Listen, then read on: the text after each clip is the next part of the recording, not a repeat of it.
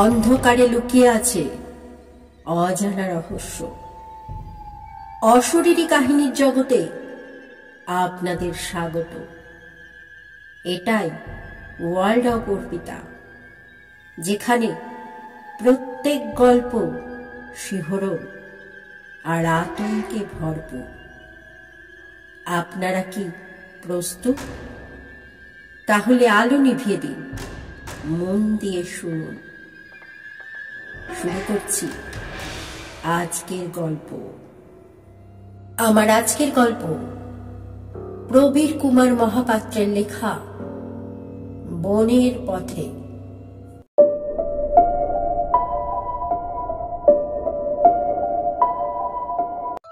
ঘটনাটা আজ থেকে নয় করে বছর 30 আগের। সদ্য চাকরিতে যোগ দিয়েছি জেলা শহরে। গ্রামের বাড়িতে বাবা মা আর ছোট বোন থাকে। আমি থাকি শহরে, মেসে। মাসে একবার বাড়ি যাই, শুক্রবার অফিস করে। শনি আর রবিবার বাড়িতে থাকি। সোমবার সকালে বাড়িতে স্নান খাওয়া করে বাসে চেপে সোজা অফিস চলে যাই। তারপর সন্ধেতে মেসে ফিরি। এভাবেই চলছিল আমার জীবন। এক শুক্রবার অফিস ছুটির পর বিকেল 5টা নাগাদ পৌঁছে গেলাম বাস স্ট্যান্ড। তারপর গ্রামে যাওয়ার বাস ধরলাম। গ্রামে যাওয়ার বাস স্টপেজে পৌঁছালো সন্ধে 7টা নাগাদ। বাস স্টপেজ থেকে আমাদের গ্রামের দূরত্ব তা কম করে 2.5 কিলোমিটার হবে। বাস থামে একটা বনের মধ্যে। সেদিন বাস থেকে আমি একাই নামলাম। শীতের সন্ধে, জায়গাটা একদম জনমানবহীন। কারণ গ্রামের শীতের সন্ধে 7টা মানে প্রায় মাঝরাত। তারপর এই ঘন বনে অকারণে কে আসতে যাবে? সূর্য অনেকক্ষণ আগেই ডুবে গেছে। বাঁচও একটাই, শুক্লপক্ষ চলছে। আর বনের মাঝ দিয়ে আমাদের গ্রামে যাওয়ার সুন্দর একটা মোরামের রাস্তা ছিল। যদিও জ্যোৎস্না উঠেছে, তবুও ব্যাগ থেকে টর্চটা বের করে ব্যাগ কাঁধে নিয়ে হাঁটতে শুরু করলাম। আনুমানিক 100 মিটার গিয়ে দেখি দূরে রাস্তার পাশে কেউ একজন দাঁড়িয়ে আছে। বুকটা কেঁপে উঠল একটু। ভূতের ভয় পাই না কোনোদিন, কিন্তু চোর ডাকাতের ভয় তো পাই। হাতে নতুন ঘড়ি আর সঙ্গে 500 টাকা আছে। তা নেয় তো নেবে, কি আর করা যাবে। সাহস করে এগিয়ে গেলাম।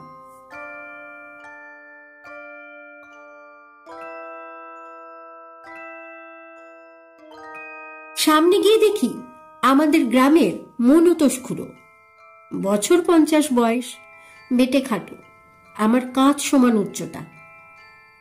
খুড়োকে এত রাতে বনের মাঝে দেখে অবাক হলাম, কারণ খুড়োর ভীষণ ভূতের ভয়। শুনেছি রাতে জল বিয়োগ করতে হলেও খুড়ো খুড়িকে ঘুম থেকে তুলে পরে খুড়ির সঙ্গে বাইরে যায়। যাই হোক, এতটা রাস্তা একা যেতে হবে না, গল্প করার একটা মানুষ পাওয়া গেল ভেবে খুশি হলাম। কুশল বিনিময়ের পর খুড়োকে জিজ্ঞেস করলাম, খুড়ো, এত রাতে বনের মধ্যে তুমি কি করছিলে?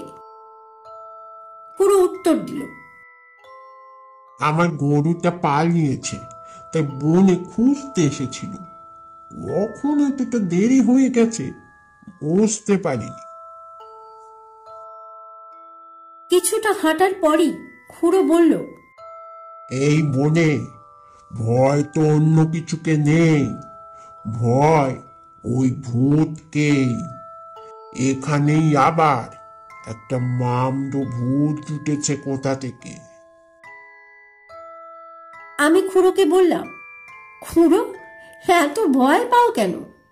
ভূত প্রেত বলে কোনো কিছু নেই। শুনে খুড়ো মহা খাপ্পা হয়ে বলল, তোমাদের আজকালকার ছেলেদের এই দোষ, কোনো কিছু মানতে চাও না। আমি নিজের চোখে দেখেছি মামদোটাকে। আমি হেসে বললাম, ভূত তোমার কেনা গোলাম যে তোমার কথায় উঠবোস করে? ঠিক আছে, ডাকো তোমার মামদো ভূতকে। খুড়ো উত্তরে বলল, মামদো নয়, অন্য ভূত দেখাচ্ছি। বলি একদম আমার পাশে এসে দাঁড়ালো। আগেই বলেছি খুড়ো আমার কাঁধ সমান উঁচু, তাই হাত উঁচু করে আমার ডান হাতে আঙুলগুলো ছুলো, যেন বরফ খসে দিল কেউ আমার হাতে। কোনো মানুষের হাত এত ঠান্ডা আমি দেখিনি আগে। তারপরে দেখি খুড়ো লম্বায় বাড়ছে, আমার মাথা ছাড়িয়ে আরো দুহাত উঁচুতে উঠে গেল তার মাথাটা। তারপর হাসতে শুরু করলো। সেই হাসি শুনে আমার বুকের রক্ত যেন জল হয়ে গেল। তারপর খুড়ো ছোট হতে শুরু করলো। ছোট হতে হতে আমার হাঁটুর সমান হয়ে গেল। তারপর আবার স্বাভাবিক উচ্চতায় ফিরে এলো। খুড়োর মুখের দিকে তাকিয়ে দেখি সেখানে এক ফোঁটা চামড়া, মাংস কিচ্ছু নেই। চোখের জায়গায় দুটো গর্ত, সেখান থেকে আগুন বেরোচ্ছে যেন। পরক্ষণেই দেখি খুড়ো নেই। হঠাৎ দেখি সে আমার মুখের সামনে হাওয়াতে ভাসছে আর হাসছে। আমি তখন জ্ঞান হারিয়ে পড়ে গেলাম।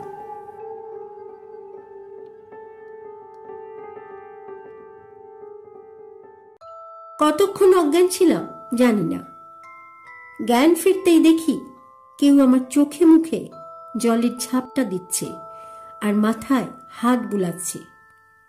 এই হাতটা খুড়োর হাত নয়, খুব ভালোবাসার ছোঁয়া সেই হাতে।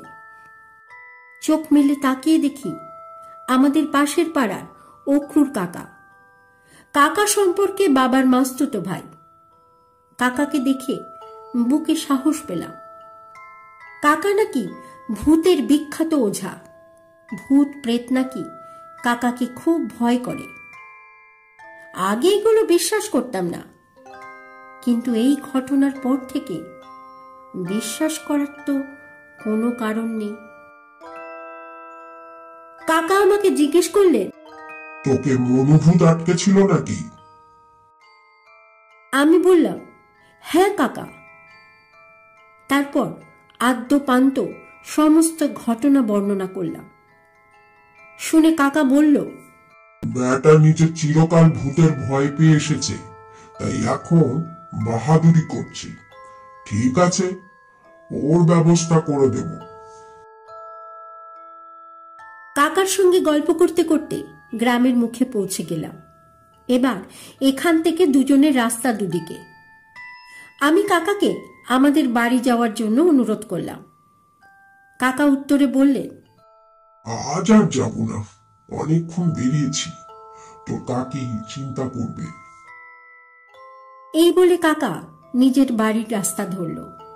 আমিও ধীরে ধীরে আমার বাড়ির রাস্তা ধরলাম। বাড়িতে পৌঁছে হাত মুখ ধুয়ে চা জল খাবার খেলাম। আসার পর থেকে বাবাকে দেখতে পাইনি, তাই মাকে জিজ্ঞেস করলাম, মা, বাবা কোথায় গেছে? মা উত্তর দিল, তোর অক্রুর কাকা পরশুদিন মারা গেছে। রাতে সুস্থ মানুষ ঘুমাতে গেছে, সকালে উঠতে দেরি দেখে তোর কাকি ঘুম থেকে তুলতে গিয়ে দেখে বিছানায় মরে পড়ে আছে, তাই ওদের বাড়ি গেছে দেখাশোনা করতে। আমার কানে আর কিছু ঢুকছে না তখন। মনে হচ্ছে সেখানে মাথা ঘুরে পড়ে যাব।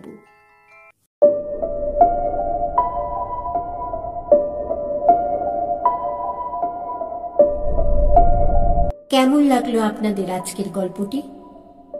ভালো লাগলে একটা লাইক, কমেন্ট করতে ভুলবেন না। গল্পটি শেয়ার করে অন্যদেরও শোনার সুযোগ করে দিন এবং চ্যানেলটি সাবস্ক্রাইব করে পাশে থাকার অনুরোধ রইল। উৎসাহিত করুন যাতে আরো থ্রিলিং স্টোরি আপনাদের জন্য আনতে পারি। দেখা হচ্ছে নেক্সট ভিডিওতে। ততক্ষণে সকলে ভালো থাকবেন, সুস্থ থাকবেন, সাবধানে থাকবেন।